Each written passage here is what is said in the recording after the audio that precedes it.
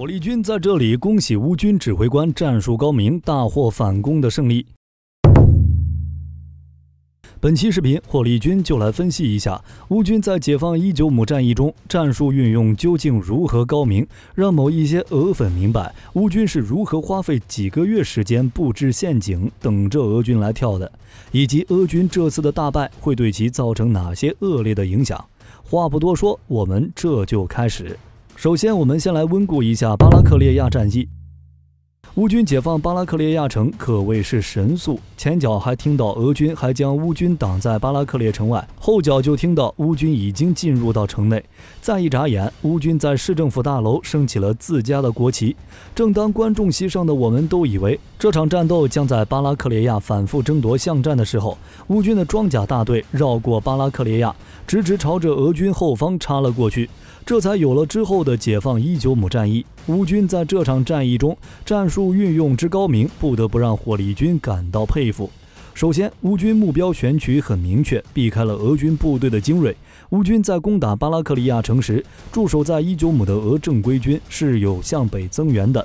目的是想要抵挡住乌军从巴拉克利亚城向南扩展的势头。但出乎人预料的是，乌军并没有选择与北上的俄正规军硬碰硬，而是继续向东边的克拉斯诺奥斯科尔水库插去，并一边穿插一边向北面的库普扬斯克进行试探。其次，大肆宣传攻下巴拉克列亚城，收复大面积失地，打击俄军的作战信念。9月份，乌军已经从俄军手中重新夺回总面积超过3000平方公里的土地，并拿下了多个战略重镇。现在，乌军的前线部队已经抵达哈尔科夫北部边境的古普托夫卡市，这里距离俄罗斯的国境线只有50公里。但我们也要明白，乌军能有如此战果，是乌军前线部队顶着俄军的炮火一路前进，利用俄军炮火密度逐渐跟不上的间隙，才攻破了俄军的防线。正是有着乌军这种不要命的打法，才有了现如今的战果。当然，也有一部分原因是驻守在哈尔科夫前线搓麻将的俄罗斯民兵作战信念薄弱，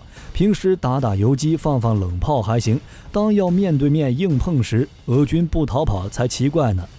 最后便是包围伊久姆，乌军向东边做穿插，目的便是切断伊久姆和库普扬斯克的联系。伊久姆没了库普扬斯克的物资供应，便完成了对伊久姆的半包围，然后让战役南线的乌军开始向北部的红利曼发起进攻，做穿插的乌军则开始沿着奥斯科尔河往南部突进。到了这个时候，俄军统帅部才总算看出乌军的作战企图，包围吃掉伊久姆的乌军。说来也挺可笑的，一直以来俄军一直都在宣传俄军在围歼乌军，哪成想今天直接被乌军反包围了。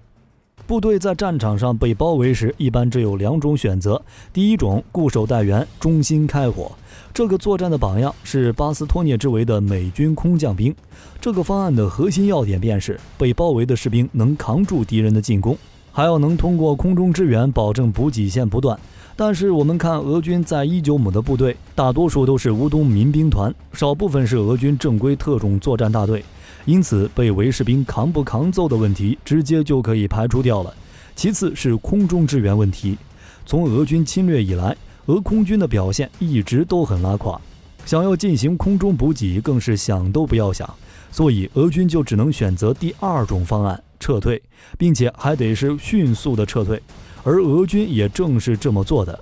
俄国防部10日发表声明称，此前已用3天时间将伊久姆至巴拉克列亚一线的部队撤离至顿涅茨克地区。在这次行动中，采取了一系列掩护部队实际行动的迷惑性佯动。说白了，就是伊久姆的俄军趁着伊久姆包围圈还没有形成时，狼狈地逃离了这个5个月前艰苦打下来的北顿河重镇。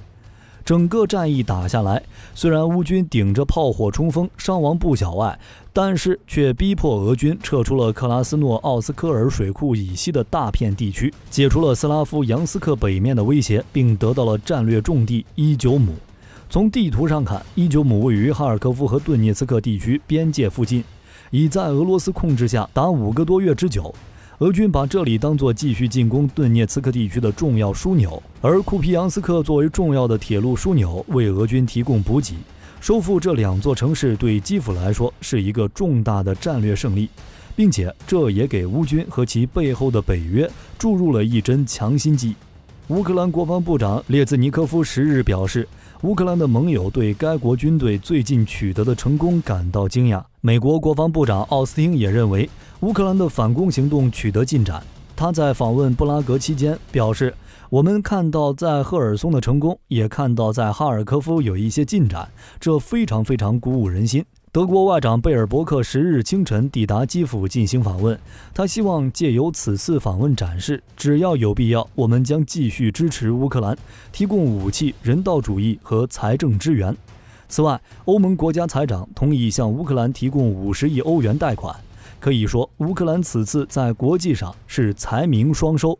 反观俄军，这一仗简直打出了一条街。说到底，还是俄军飘了，其部署出了大问题。首先，在乌军打响哈尔科夫反攻时，普京还在东方经济论坛上刚刚完成会面，最高层的关注点完全不在乌克兰方面。其次是俄军在6月份打下利昌之后，表面上乌军看似一直在单方面挨打，加上欧洲支援上顿不接下顿，导致俄军变得骄纵，只留下了乌东的民兵团和少量正规军，大部队则直接开泊回国休假去了。实则乌克兰这个时候就开始了布局，这个也是火力军现在看出来的，多少有点马后炮了。这个精彩的布局我们稍后会讲。在后来的国际军事比赛2022和东方2022演习时，俄军还抽调了几万人马去参加。不得不说，俄军的心真大，明明手都打肿了，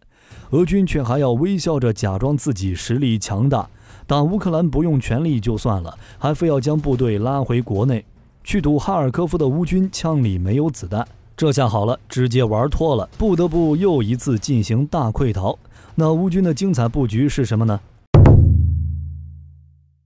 在此之前，乌克兰方面一直宣称要在赫尔松方向发起反攻，俄罗斯也一直用卫星注视着赫尔松方向的乌军集结，甚至在8月份早期，俄军还从克里米亚和梅利托波尔派出坦克装甲部队增援赫尔松。但所有人都没想到乌克兰会在哈尔科夫搞事情，可见乌军战术指挥之高明，以及俄军情报机构形同虚设，打败仗完全合情合理。我们把时间线拉长看，你会发现乌军这波哈尔科夫之战简直秀到爆炸。从8月初开始，先是在克里米亚，乌军特种部队炸掉了俄军的飞机场，没有了空军的威胁，赫尔松方向的乌军便可以加大频率地使用海马斯火箭炮，而乌军正是利用了这些火箭炮，成功攻破了第聂河畔桥梁。要知道，在整个赫尔松地区只有2座桥梁，俄军往赫尔松西岸尼古拉耶夫的前线补给只能依靠这2座桥。现在把桥炸到停止通行，俄军只好自己用浮桥继续补给西岸。那么就会造成一个问题，俄军对赫尔松前线的军事补给会不及时。刚巧在8月末，赫尔松这边也开始进行攻投。乌克兰方面觉得时机成熟了，他们要打断俄罗斯操控的攻投，顺带进行反攻。于是8月末，乌军在赫尔松前线发动了悍不畏死的进攻，像一颗钉子一样打入了俄军防线体系内，并稳稳地守了下来，为哈尔科夫战役打下了基础。可能谁都没想到，乌军会用3个月的时间来炒作赫尔松大反攻，把俄军力量全都往赫尔松上引，然后突然在哈尔科夫动手，一路解放了伊久姆。当时火力军还在奇怪，乌军为啥会选择在赫尔松进行决战呢？原来一切都是为解放伊久姆做掩护。几个月前，关于赫尔松的炒作，又是炸机场又是炸桥，这么大的进攻前准备确实能骗人。不得不说，乌军这波操作是真的高超。而关于哈尔科夫战役，火力军觉得说到底是双方情报系统的对决。俄军没能发现集结在哈尔科夫地区的乌军，而从乌军行动上看，乌军肯定早早就刺探到了哈尔科夫地区俄军兵力空虚的真实情况。因此，乌军在进攻哈尔科夫的俄军时，连类似于赫尔松炸桥、炸机场这样的火力装备都没有，完全以突击方式朝后猛扎。乌军早就知道俄军在此没有部署重坦装甲师团，所以乌军轻型皮卡和装甲车才敢绕过巴拉克列亚往前猛突，解放了伊久姆。而他们发动哈尔科夫战役的时机，也正是看中了小卡和俄军统帅部的冲突。小卡是劝普京扩军进行全面开战，要求打快点，但普京是经济和军事都想要，因此就没有采纳，并明升暗降地让小卡到克里姆林宫干高参。小卡能忍，直接反手递交辞呈，于是普京收回成命，小卡也答应回到车臣继续干老大。这波俄罗斯内部的拉扯被乌军侦查得明明白白，于是在小卡辞职风波之后没2天，哈尔科夫战役开始了。而从这场战役的结果来看，证明了小卡是对的，普京是错的。前面普京拒绝了小卡的扩军谏言，现在俄军扭头就送了一个大溃逃，实在是打脸。唯一让他欣慰的是，俄军大部没有被咬住，安全撤到了防线内。但此事还是激化了普京和小卡之间的矛盾。可要是俄罗斯采取小卡的意见，一旦全国总动员，俄罗斯经济发展势必一落千丈，这同样会增加俄罗斯内部崩溃的可能性。一战的德国和沙皇俄国都是走上了这条道路，最后给自己搞崩溃了。因此，这场战役很可能是击败俄军最后的一根稻草。同时，这也是为什么英国的《每日电报讯》10日称，莫斯科可能遭受自2战以来最严重的战场失败的原因之一。而俄军在战后也立马进行了反攻，先是连夜发表通稿，告诉全世界俄军安全撤出了包围圈，然后宣布俄军将会重新向红利曼和哈尔科夫方向集结兵力。次日，俄军便对乌克兰所有的电力设施和网络设施展开攻击，一时间乌克兰全境黑屏。而俄罗斯把愤怒表现得如此明显，一定要把丢掉的脸找回来，是因为这涉及到俄罗斯在上合峰会上的筹码。